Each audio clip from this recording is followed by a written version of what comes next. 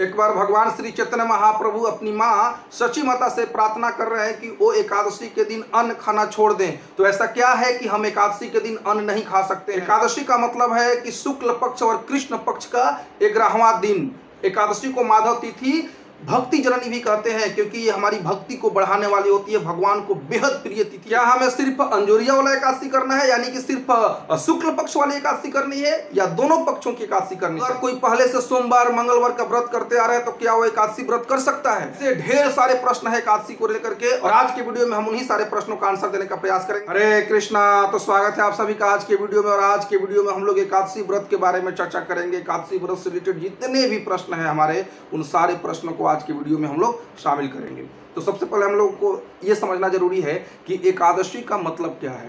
तो देखिए, हमारे वैदिक गणना के अनुसार एक मास में 2 पक्ष होते हैं, शुक्ल पक्ष और कृष्ण पक्ष। तो दोनों पक्षों के एकादश यानी कि 11वें दिन को एकादशी कहते हैं।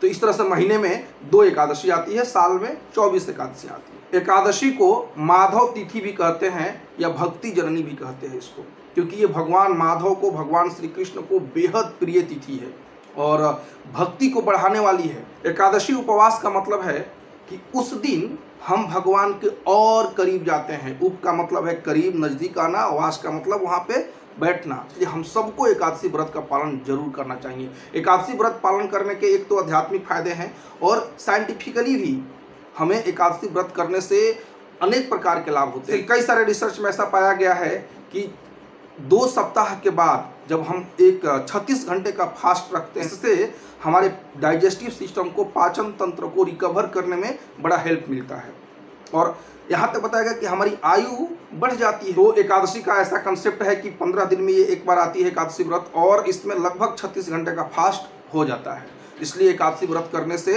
हमारा स्वास्थ्य भी सही रहता है। एस्ट्रोनॉमिकली भी बताया गया है कि एकादशी के दिन जो टाइड्स हैं, समुद्री लहरें, वो सबसे ज़्यादा तेज होती है, क्योंकि मून का अट्रैक्शन, चंद्रमा का अट्रैक्शन उस दिन काफ़ी ज़्यादा होता है। और जब हम उस दिन ग्रेन्स खाते हैं, अनाज खाते हैं, तो अनाज क्या करता है कि पानी को एब्जॉर्ब करके रखता है। ऐसे ही हमारे शरीर में 75% पानी है, वाटर है, और जब अन्न उस दिन खाते हैं तो और पानी को एब्जॉर्ब करता है। इससे हमें हमारे पेट में, मतलब समझ रहे हैं ना, डाइजेस्टिव समस्याएं उत्पन्न होती है, एसिडिटी की, कब्ज की समस्या उत्पन्न हो जाती है। तो अगर हम एकादशी को अन्न नहीं खाते हैं, फास्ट रखते हैं, उपवास रखते हैं, तो हमें ये एसिडिटी और कब्ज से भी छुटकारा मिल जाता है। तो इस तरह से साइंटिफिकली भी हमें एकादशी व्रत करने का कई सारे लाभ हैं। स्पिरिचुअली देखें तो इसमें पद्म पुराण में कथा आती है कि एक बार भगवान विष्णु जब इस संसार की सृष्टि किए, तो उन्होंने सृष्टि में जो पापी लोग हैं, जो लोग पाप करते हैं, उनको दंड देने के लिए एक पाप पुरुष को प्रकट। ये पाप पुरुष की जिम्मेदारी थी कि जो व्यक्ति पाप कर्मों में लिप्त होते हैं उनको दंडित किया जाए, उनको नरक में ला करके, जमलोक में ला करके उन्हें विविध प्रकार के दंड दिए जाए। तो इस तरह से जो भी व्यक्ति पाप करता था, पाप पुरुष उनको पकड़ करके नरक में लेकर चला जाता था। नरक खचाखच भर गया। एक बार भगवान यमलोक गए थे। जमराज जी जो हैं वो भगवान के महान भक्त हैं, 12 महाजनों में से एक है जमराज जी। जब भगवान विष्णु यमलोक गए तो जमराज जी ने उनका बड़े के साथ, भक्ति भावना के साथ भगवान का स्वागत किया। नरक लोक से भगवान को चीख पुकार की आवाज़ सुनाई दे रही थी। कोई रो रहा है, कोई तड़प रहा है, कोई छटपटा रहा है, ऐसी सारी आवाज़ें आ रही थी। तो भगवान ने जमराज जी से पूछा कि ये कैसी आवाज़ें आ रही हैं? तो जमराज जी बोले कि प्रभु, आपने जो पाप पुरुष को प्रकट किया है, जो भी व्यक्ति पाप करते हैं उनको पकड़ करके वो दंडित करता है यहाँ पे, इसलिए सब जगह चीख पुकार मची हुई है। तो भगवान को ये सुन करके उनके हृदय में दया प्रकट हो गया, क्योंकि भगवान परम पिता है ना, हम सबके पिता हैं, वो परमेश्वर हैं। तो जीवों को कष्ट में देख करके भगवान के अंदर में, हृदय में दया उमड़ आई। वो जो दया भगवान के हृदय में प्रकट हुई, वो एक स्त्री के रूप में पर्सोनिफाइड हो गई, यानी कि एक स्त्री के रूप में प्रकट हो गई। तो भगवान ने उनसे पूछा कि आप कौन हैं? तो वो देवी, वो स्त्री बोली कि मैं आपकी एक दासी हूँ, एकादशी। और उन्होंने घोषणा किया कि इस दिन जो भी व्रत करता है, भगवान के नाम का जप करता है, कीर्तन करता है, शास्त्रों का अध्ययन करता है, वो समस्त प्रकार के पापों से मुक्त हो जाएगा और भगवान के धाम जाएगा। तो जब जमलोक के निवासियों को ये पता चला कि भगवान का नाम लेने से हमें इस नारकीय जीवन से मुक्ति मिल जाएगी और हम सब बैकुंठ चले जाएंगे, तो सब लोगों ने भगवान का नाम पुकारने लगा, हरे कृष्णा कृष्ण कृष्ण हरे हरे, हरे राम राम राम हरे हरे। और देखते ही देखते नरक खाली हो गया। यानी कि कोई भी व्यक्ति जो पाप कर्मों में लिप्त था, एकादशी व्रत का पालन कर लेता था, भगवान के नाम का जप करता था, वो अपने समस्त पाप कर्मों से मुक्त होकर के बैकुंठ जाने का भागी बन जाता था। अब फिर ये देख करके कि जम लोग तो पूरा खाली हो गया, अब लोग पाप कर रहे हैं, एकादशी व्रत का पालन कर ले रहे हैं, भगवान के नाम का जप कर ले रहे हैं, और वो समस्त पापों से मुक्त हो जा रहे थे। पाप पुरुष उनको दंड दे ही नहीं पा रहा था। अब ये पाप पुरुष परेशान हो गया कि बताइए, हमें भगवान ने प्रकट किया था पापियों को दंडित करने के लिए, और ये लोग तो एकादशी व्रत पालन करके भगवान के नाम का जप करके सारे पापों से मुक्त हो जा रहे हैं। अब कहीं पाप पुरुष को रहने का भी जगह नहीं मिल रहा था।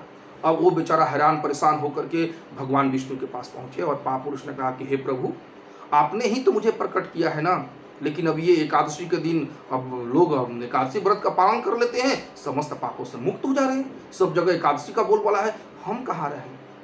तो प्रभु ने कहा कि देखो, एकादशी के दिन तुम एक काम करो कि अन्न में वास कर जाओ, अन्न में वास कर जाओ, और जो भी अन्न खाएगा वो समस्त प्रकार के पापों का भागी बन जाएगा।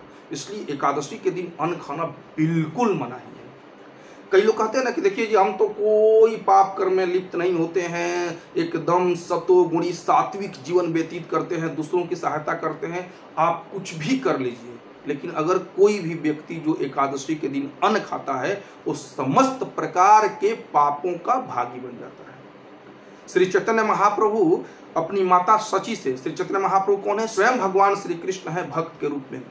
तो उनकी माता एक दिन बहुत प्रसन्न हुई, तो उन्होंने अपनी माता से कहा कि हे माते, अगर आप सचमुच मेरे पे प्रसन्न हैं तो प्लीज एकादशी के दिन अन्न खाना छोड़ दीजिए। सोचिए कि भगवान की माता है, सची माता भगवान की माँ है, लेकिन फिर भी भगवान उनसे प्रार्थना कर रहे हैं कि आप एकादशी को अन्न खाना बंद कर दिए।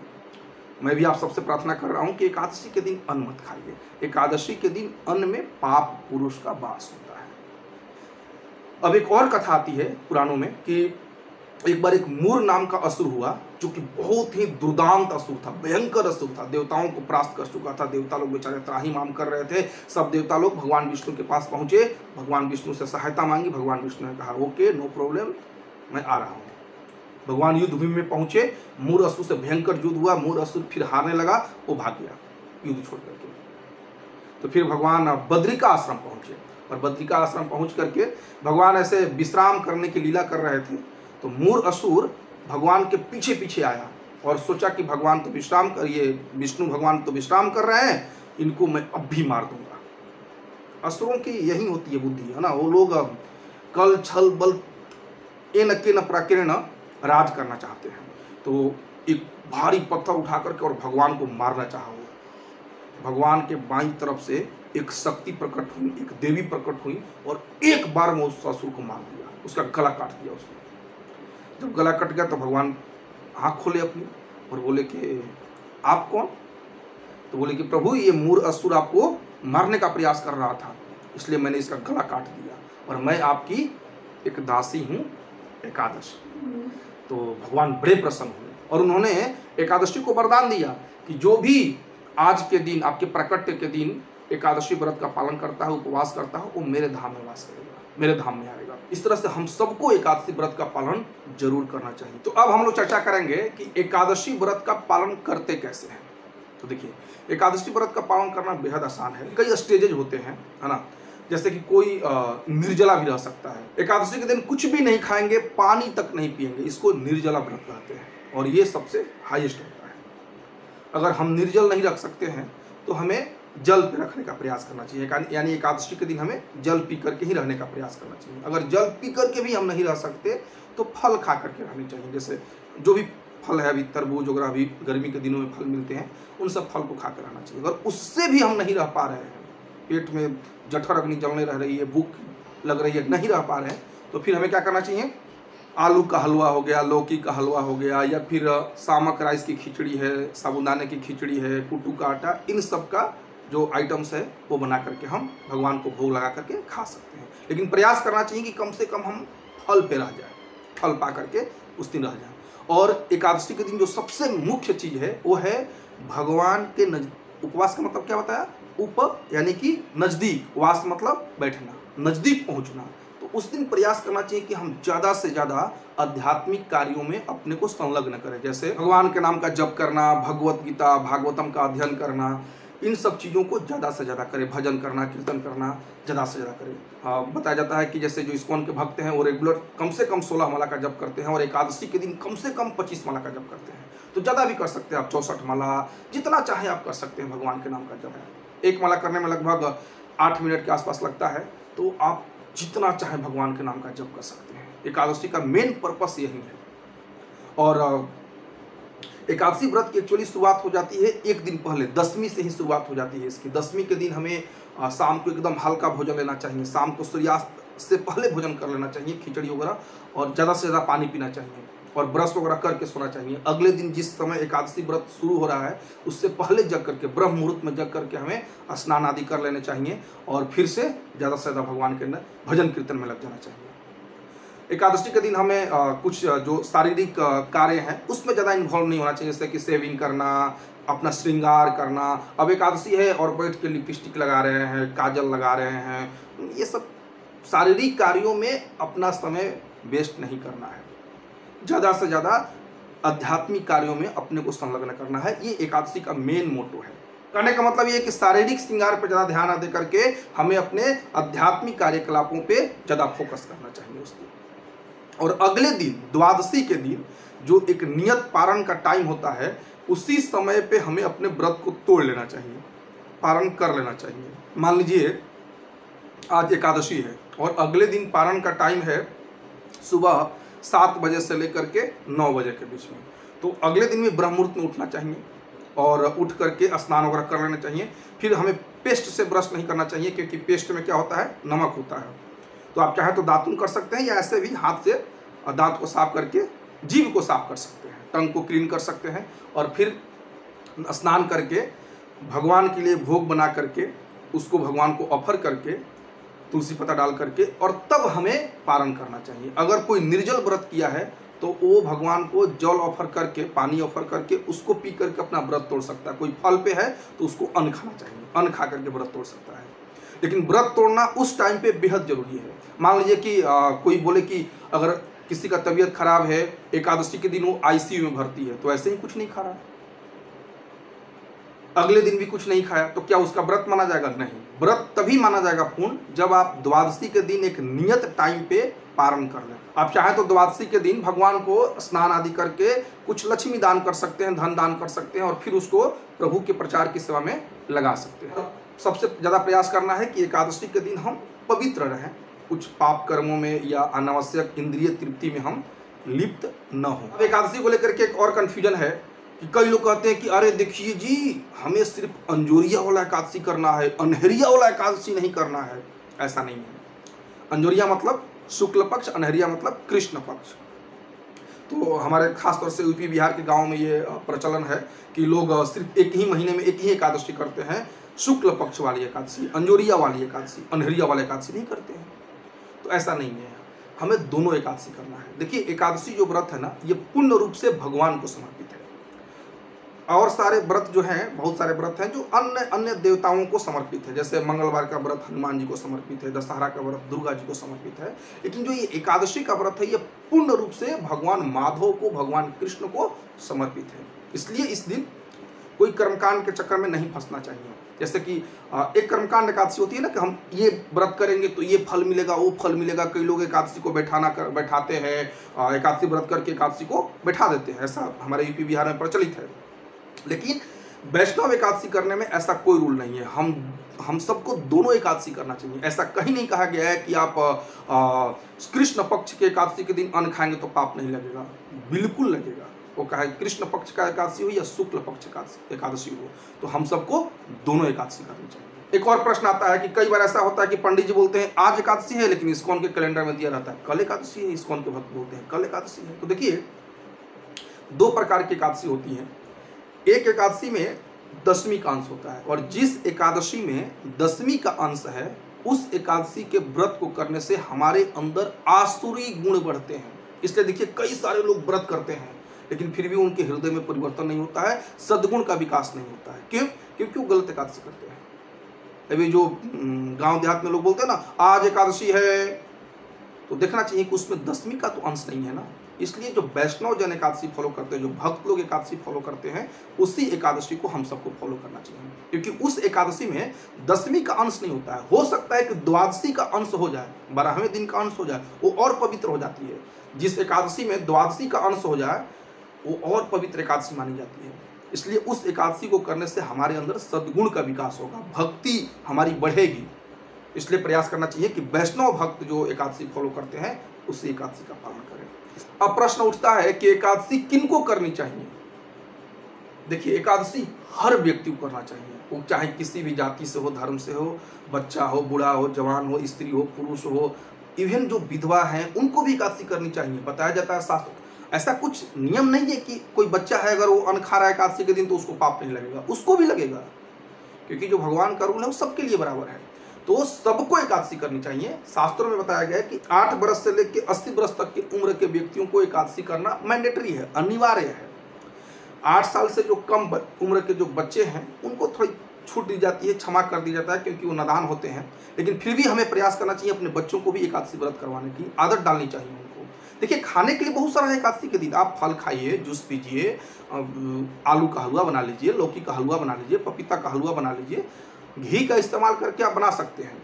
इवन आपका मन कर रहा है नमकीन खाने का, तो आप सब्जी भी बना सकते हैं। उसमें क्या यूज करके, घी इस्तेमाल करके गाय का, या फिर आप सनफ्लावर का तेल यूज कर सकते हैं, सोयाबीन का तेल या सरसों का तेल यूज नहीं करते। मसाले में भी आप जीरा हो गया, काली मिर्च हो गया, अदरक हो गया, इनका इस्तेमाल कर सकते हैं। घर की अगर आपकी हल्दी है तो हल्दी को भी इस्तेमाल कर सकते हैं। बाजार वाली हल्दी इस्तेमाल नहीं करते हैं, लेकिन जो घर वाली जो हल्दी होती है, गोटा हल्दी, उसको आप थूड़ करके उसका भी इस्तेमाल कर सकते हैं। इसमें कोई रिस्ट्रिक्शन नहीं है। लेकिन हमें फिर से प्रयास करना चाहिए, उपवास है तो उसको उपवास रखें, फल पे रह जाए या जल पी करके रह जाए। और कई लोगों का प्रश्न आता है कि क्या वो जैसे माताएं हैं तो क्या वो पीरियड्स के समय एकादशी व्रत का पालन कर सकती हैं? बिल्कुल कर सकती हैं। पीरियड्स को लेकर के एक अलग से हम वीडियो बनाएंगे, लेकिन आपको संक्षेप में बता रहे हैं कि हमारा सनातन धर्म इतना फ्लेक्सिबल है कि आप कल्पना नहीं कर सकते। बताया जाता है कि मासिक के समय, मासिक धर्म के समय, पीरियड के समय माताएं मंदिर में जा सकती हैं नहा धो करके, लेकिन भगवान को टच नहीं कर सकती है, भगवान की सेवा आदि नहीं कर सकती, या जो भक्त भगवान की सेवा कर रहे हैं उनको टच नहीं करना, लेकिन मंदिर जा सकती हैं। तुलसी पूजा में भी वो पार्टिसिपेट कर सकती हैं, बस तुलसी महारानी को जल नहीं डाल सकती हैं। इवन यहाँ तक बताया गया है कि अगर घर में कोई नहीं है और भगवान के विग्रह हैं घर में, भगवान को प्रतिदिन भोग लगता है, लेकिन उस दिन घर में कोई नहीं और उस दिन पीरियड आ गया है, तो नहा धो करके अच्छे कपड़े पहन करके भगवान के नाम का कीर्तन करते हुए आप भगवान को भोग बना सकती हैं, भगवान को भोग भी लगा सकती हैं, क्योंकि भगवान को भूखा रखने से ज़्यादा अच्छा है हम उनको खिला दें। तो यहाँ तक बताया गया। इसलिए पीरियड में भक्ति आप कर सकते हैं, भगवान के नाम का जप छोड़ना नहीं है, और एकादशी व्रत भी आप कर सकते हैं। कई लोग एक और प्रश्न पूछते हैं कि हम पहले से सोमवारी व्रत करते आ रहे हैं, मंगलवारी का व्रत करते आ रहे हैं, बृहस्पतिवार का व्रत करते आ रहे हैं, तो क्या हम एकादशी व्रत कर सकते हैं? बिल्कुल कर सकते हैं। एकादशी व्रत सारे व्रतों का राजा है। जैसे हरे कृष्णा महामंत्र सारे मंत्रों का राजा है, महामंत्र है, उसी तरह से एकादशी व्रत करने से सारे व्रतों का फल मिल जाता है। अगर आप कोई भी व्रत करते हैं तो उससे वो पार्टिकुलर देवता प्रसन्न होते हैं। जैसे आप मंगलवार का व्रत करें तो हनुमान जी प्रसन्न होंगे, सोमवार का व्रत करते हैं शिव जी प्रसन्न होंगे। लेकिन अगर आप नहीं करते हैं तो कोई लॉस नहीं होगा। ऐसा नहीं कि हनुमान जी आपको गदा लेकर के मार देंगे, कोई हानि नहीं होगी। लेकिन एकादशी व्रत अगर आप नहीं करते हैं तो आप समझ रहे कितनी बड़ी हानि है। आप पाप न करते हुए भी सारे पापों के भागी बन जाएंगे। अगर हम एकादशी व्रत का दिन अन्न खाते हैं तो और कोई पाप नहीं किए, फिर भी हमें सारे पापों का फल भोगना पड़ेगा। ये हमारे शास्त्रों में दिया गया, और इसको ये परम सत्य है। इसको हम झुठला नहीं सकते अपने लॉजिक लगा करके, बुद्धि लगा करके, ये करके वो करके, साइंस के बहाना दे करके झुठला नहीं सकते। ये परम सत्य बात है। इसलिए हम अगर और व्रत करते हैं तो करें, नहीं तो नहीं भी करेंगे तो कोई घाटा नहीं होगा। एकादशी व्रत करने से सारे व्रतों का फल मिल जाता है। इसलिए इसको माधव तिथि भक्ति जननी कहते हैं। साल में एक बहुत ही विशेष एकादशी आती है जिसको निर्जला एकादशी या पांडव निर्जला एकादशी या भीमसेनी एकादशी भी कहते हैं। और इस एकादशी के दिन भक्तगण निर्जल रह करके इस व्रत का पालन करते हैं। एक बार भगवान श्री कृष्ण पांडवों को 24 एकादशियों के महत्व के बारे में बता रहे थे। तो भीमसेन ने पूछा कि हमारे लिए तो ये एकादशी व्रत का पालन करना बड़ा मुश्किल है, क्योंकि हम तो बिना खाए रह ही नहीं सकते हैं। हमारे पेट में जठर अग्नि हमेशा जलते रहती है, इसलिए भीमसेन को ब्रिकोदर भी कहा गया, क्योंकि वो बहुत खाते थे। तो भगवान श्री कृष्ण ने कहा अब इसका उपाय तो हम लोग वेद व्यासी से पूछते हैं। भगवान श्री कृष्ण भी जानते थे, लेकिन उन्होंने चाहा वेद व्यासी इसको एक्सप्लेन करें। तो सारे पांडव जन भगवान सहित वेद व्यासी के पास गए और भीम से उनके चरणों में गिर करके अपनी समस्या बताया कि वो एकादशी व्रत का पालन करने में पूर्ण रूप से असमर्थ है, क्योंकि वो बिना खाए नहीं रह सकते। तो फिर वेद व्यासी ने उनके लिए एक उपाय बताया कि ठीक है, आप ज्येष्ठ मास के शुक्ल पक्ष में जो एकादशी पड़ती है उस एकादशी व्रत का निर्जल रह करके पालन कीजिए, तो फिर आपको अन्य जो एकादशियां हैं वो सारे एकादशी व्रत का पालन करने का फल मिल जाएगा।